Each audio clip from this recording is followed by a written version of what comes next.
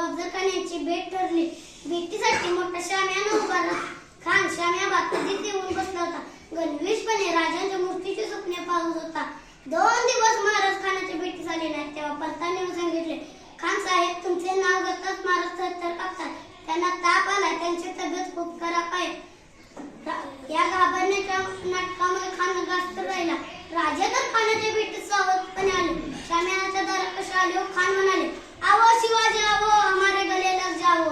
तुम माझे शरफ आवो, हम तुझ्या जागीर दूंगा. पण जिजाऊंनी सांगितलेले श्रीरामाचे वाक्य महाराजांच्या मनात आले.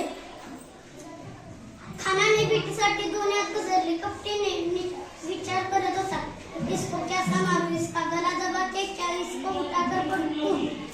महाराजांनी खानाला लिंग दिले. राजांचे मस्तक खानाने आपल्या डाव्या बगल्याला दाबले व दुसऱ्या बगल्याने महाराजांच्या पाठीवर कट्ट्यात बसले. पण महाराजांना काय न झाले. चिरकट गाठले होते, पण महाराजांनी वाघनख्यांचा मारा केला. खान एडवडला. तेवढ्यात महाराजांनी आपला बिछवा काढला आणि खानाच्या पोटात खूप असला पत्ता बाहेर काढला. खान ओरडायला लागला, दगा दगा दुश्मन ने मुझे मार डाला, कोई से काटो, कोई से खत्म करो, कोई से मार. खानाचा सैनिक सय्यद बंड पाठीमागून सुवार करणार होता. तेवढ्यात तलवार सकट त्याचा हात तुटून पडला. महाराजांनी पाठीमागे वळून पाहिले तर जीवा मारल्याने त्याला सय्यद बंडाला ठार मारले होते. म्हणूनच म्हणतात, होता जीवा म्हणून वाचला शिवा.